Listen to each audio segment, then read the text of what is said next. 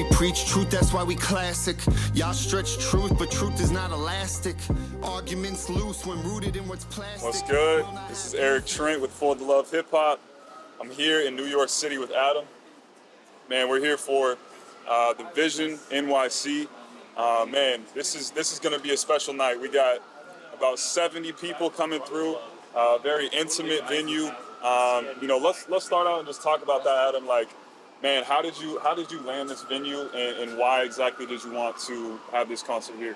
Yeah, so I just kind of had a vision in my head, no pun intended, to do something very intimate. The last few shows that I did brought out big crowds, and I wanted everybody to have a experience where they all felt VIP. Everybody felt like they had a front row seat. I wanted to do it near Madison Square Garden because I'm a big Knick and Ranger fan, and Madison Square Garden is obviously the epicenter of entertainment globally. Right. So it just felt right to do something right here in Midtown on 36th Street. And when I visited the place, it was exactly what I had in mind. I kind of got the vision for what I wanted the set to be like, and that it came together. Co and I talked. He's a great confidant of mine. We bounced a lot of ideas off, and he played a big role in helping me think about this place. And so, yeah, it worked out. Absolutely, man.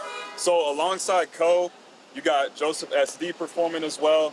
You're going to be performing, of course. You got Selah The Corner performing. How did you, cultivate that lineup for tonight? There's plenty of artists you could have connected with. Why did you want those people in particular with you performing tonight? That's a great question. Yeah, so the number one thing when I'm picking artists to perform in my shows is I have to have a quality relationship with them. I have to have a really solid feel of how they live their day-to-day, the type of people they are, because I want a spirit of unity. Whenever I put these things together, I want people that are walking it outside of the show, so that when they come to the show, it's just an extension of their everyday life. And obviously, Selah is one of my best friends. I manage him as well. Co is another one of my best friends. So that was a no-brainer. And then Joseph and I have started to build a beautiful relationship over the last 9 months or so. And I love his art, and I love the unique nature of his artistry. So when I thought about, Co with his pop, dance, R&B type sound, and Selah with his grungy, gritty hip-hop, I'm more of a commercial hip-hop sound. When I thought about the unique nature of Joseph, I said he was kind of the perfect last piece. I knew I wanted to do 4 artists, and so it just felt very organic. Definitely. Yeah, man, so you're getting all kinds of flavors there. I like that. And then, from the business side and just the, just piecing everything together, there's a whole lot of blood, sweat, and tears, that go into something like this. So, share with us just a few things that motivate you to put this amount of time into, and money into something like this that can, just end up, blessing other people and standing the test of time, something that people can remember. Yeah, so, it's so important. When you believe that the call in your life is one specific thing and you embrace that call, there's really nothing that you should withhold to fulfill that. And, God called me to start putting these events together. He surrounded me with a great support system, a great group of people, connection with a lot of artists, people like you who are willing to fly in from Kansas City.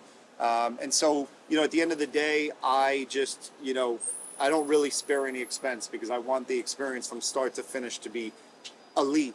If we're performing 3 blocks from Madison Square Garden, the same way that people feel like they're going to something epic at the Garden, when I put on a show, I want them to feel like they came to something that was a one of one and that they can't be replicated and was worth the time, energy, money for them to come to. And for me, I'm all about storing up riches in heaven. So I don't typically make any money from these shows.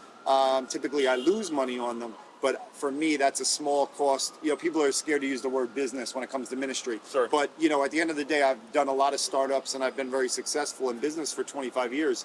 And the methodology is all the same, right? So for me, I have the best videographers, the best photographers, the best DJs, elite artists. And then I just, try to provide great merch and different, a great venue and stuff. Because at the end of the day, what I do is a reflection of Christ. So if I cut corners or I don't do it to the best of my ability, then I'm really shortchanging the Lord, because I really just use these events to get the gospel out and to bring people to a safe place where they could build relationships that are rich.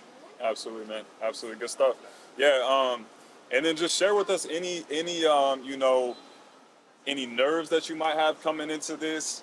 And then, even also too, I want to know how you go about your process in picking what songs you specifically want to perform. Yeah, that's a great question, and I'm taking a very different approach for this one. I've done, probably 10 performances in the last 2 years. And, when you're performing, you take recognition of what songs really resonate with people, right, which ones don't necessarily resonate, which ones you feel that you have fun performing, which ones you don't.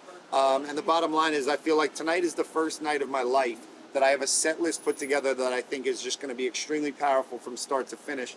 And so I'm integrating Ko into my set. He's here. I'm integrating Selah.